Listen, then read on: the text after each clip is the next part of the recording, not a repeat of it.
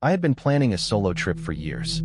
As someone who rarely got time off work, the idea of going somewhere quiet, alone, without distractions or responsibilities, it was a dream. I chose Salt Lake City, not for any particular reason, just a place far enough to feel unfamiliar. I didn't want to splurge on a hotel, so I found an Airbnb. The photos looked great, small, cozy, and in a quiet residential area on the outskirts of town. It had a clean kitchen, a soft-looking bed, and most importantly, a smart lock. I didn't want to deal with hosts or keys. The owner messaged me the code a day before. Very polite. Older guy from the looks of it. Let me know if you need anything at all. He wrote that I arrived early that Sunday morning, around 6, after a 10-hour overnight drive. The house was exactly like the photos, maybe even better. I brought my stuff in, locked the door, threw my bag on the floor, and fell asleep on the couch with the TV humming in the background. It was peaceful. Until it wasn't that I woke up a few hours later groggy, dry-mouthed, disoriented. The clock read just past 10 p.m. The TV was still flickering. I grabbed the remote and clicked it off. That's when I felt it. A cold draft, not a breeze. A movement of air, like someone had just opened a door behind me. I turned and saw it, the front door. Wide open. My heart skipped. I froze for a solid 5 seconds, just staring at the black rectangle of nothingness that was the open door. The porch light swayed slightly in the wind. The air felt wrong. I knew I had locked it. I remembered locking it. I slowly got up, stepped toward it, and closed it gently, quietly, like I was afraid someone might hear. Then I locked it. Deadbolt. Chain. Silence. I checked the windows. Locked. Checked the back door. Locked. I convinced myself maybe I just forgot. Maybe I was so tired I imagined locking it. Still uneasy, I texted the host. Hey, just wondering, did anyone else have access to the place? I think the door was open. No reply. It was late, after all. I did one more sweep of the house with my phone's flashlight. Closets, behind the shower curtain, under the bed. Nothing. Just shadows. I went to the bedroom and lay down. I tried to rationalize everything. I almost succeeded, until I woke up again. This time, it wasn't to the cold. It was to sound, creak, right outside my bedroom door. I didn't move. I didn't breathe. The sound came again, something brushing against the floor. Slow, deliberate, then a faint whisper. Not words, just air. A breath. He was outside the door. I didn't know how long I stayed frozen. 5 minutes. 10. My phone was on the nightstand. I slowly, painfully reached for it, heart pounding against my ribs. I unlocked it and dialed 911. But as soon as I hit call, I heard footsteps. Running. Away. Whoever it was had been standing at my door, watching. I stayed in the room, holding the phone like a weapon. The dispatcher stayed on the line with me, whispering instructions, trying to keep me calm. Officers were dispatched. When they arrived 15 minutes later, the house was empty. No signs of forced entry. No footprints. No damage. Just empty. But here's where it gets worse. The front door was still locked when they arrived. There was no sign of anyone breaking in. And the host? He called me the next day, apologizing profusely. He swore on his life no one else had the code. He was out of town with family. He even offered a full refund and paid for my hotel stay. But that didn't explain the door. It didn't explain the sounds.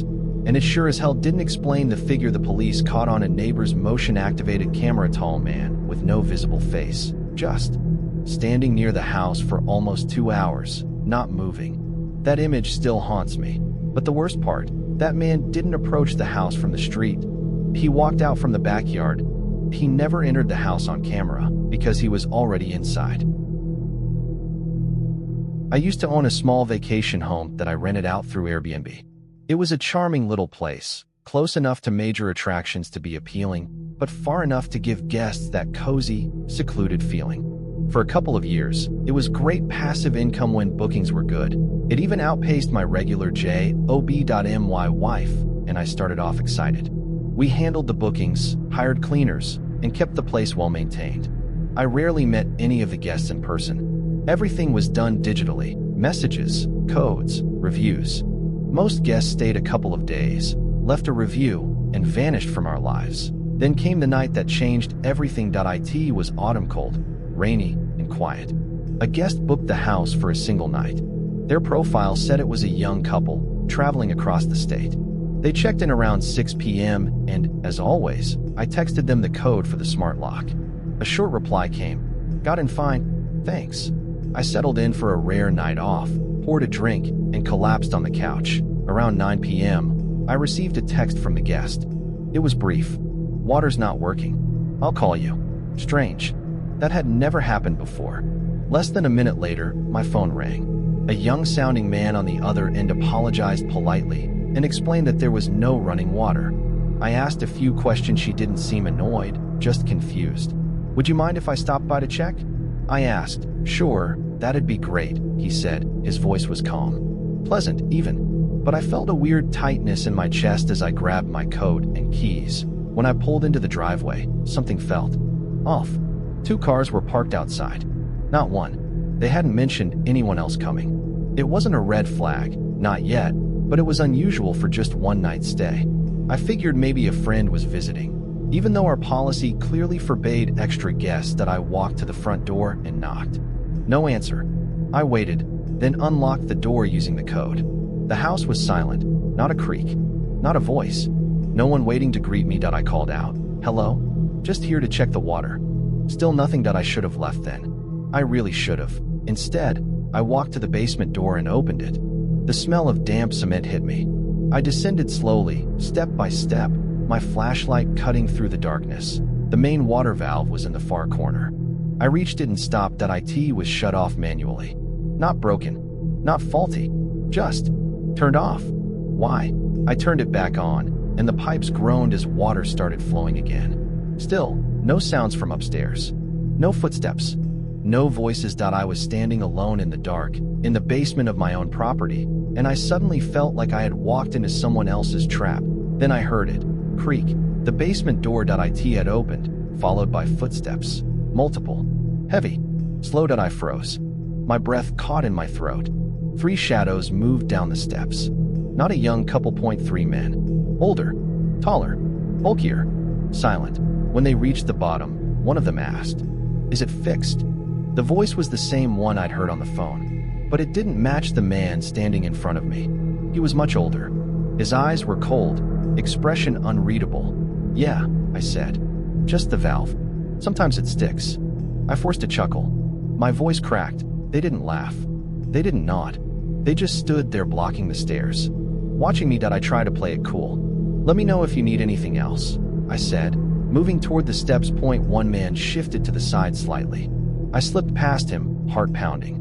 As I passed, I glanced down. A gun tucked into the waistband at his back. My legs nearly gave out, but I kept walking. Fast. Controlled. I didn't look back.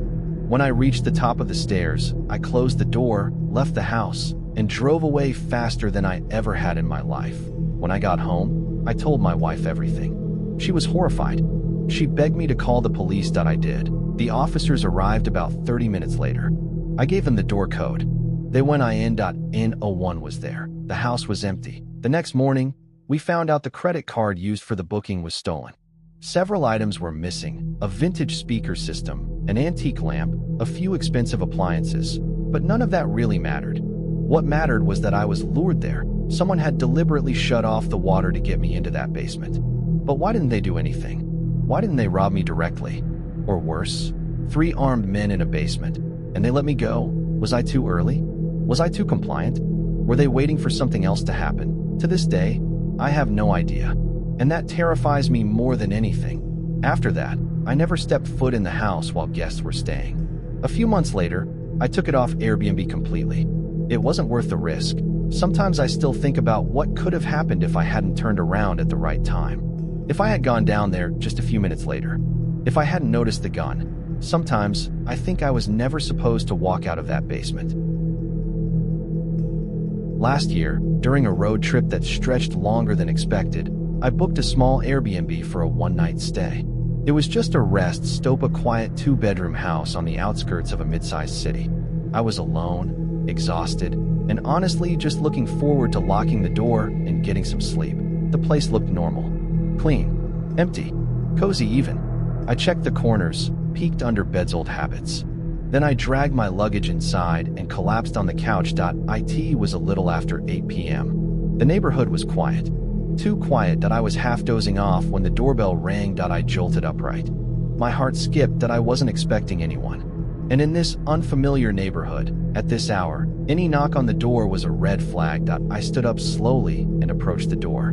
There was no peephole, just a flimsy curtain over a small window. Before I touched the curtain, I heard them point. Two voices. Two men, whispering. I froze. "Hello," one of them suddenly called out, loud and assertive. "We're here for the Airbnb. Can you open the door?" I blinked. "What?" I spoke through the door, trying to keep my voice steady. "I think you have the wrong place.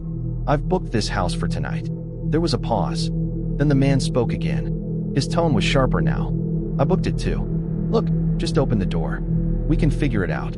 Something was off that I didn't open the door. Instead, I said, "My husband is getting dressed. He'll be down in a second." It was a lie, of course. I was alone, but I needed them to think otherwise. Another long pause. I waited, heart thudding in my chest. Then I peeked out through the edge of the curtain. There were more than two men. One stood directly at the door, another by the steps. But further down the driveway, near the tree line, were 5 or 6 others, all standing still, watching. Some wore masks. Others had their faces obscured with hoods. They weren't just confused guests. They were waiting. I backed away from the door, panic rising, and grabbed my phone. As I hurried to the bedroom, I heard footsteps. All around the house, they were spreading out, surrounding the property. I locked myself in the bathroom and called 911. I was crying, trying not to make noise. The dispatcher stayed on the line, speaking calmly, telling me to stay quiet. Then the front door groaned, wood cracked, snapped. They were inside. I covered my mouth with both hands, muffling every sound. I could hear them moving through the house, kicking open doors, dragging things. I heard drawers being pulled, cupboards slamming shut. Then came the worst moment. One of them tried the bathroom door. Click, click, click. "It's locked," someone whispered. They walked away, not because they were afraid, because they didn't care. Their goal wasn't to kill me. Not yet. They were here to loot, to terrorize, to own the place. While I hid like prey. I crouched there for 10 minutes, listening to the horror unfold on the other side of the door, until I heard sirens in the distance, shouts, running footsteps, silence. The police arrived too late. The house was torn apart. My luggage? Gone. My car? Smashed window, emptied. Everything I had was taken. But not me.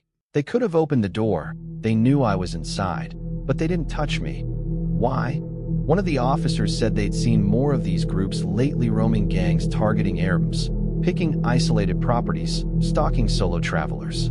They wait, they watch, they plan, and sometimes they don't just want your belongings. Sometimes they come back.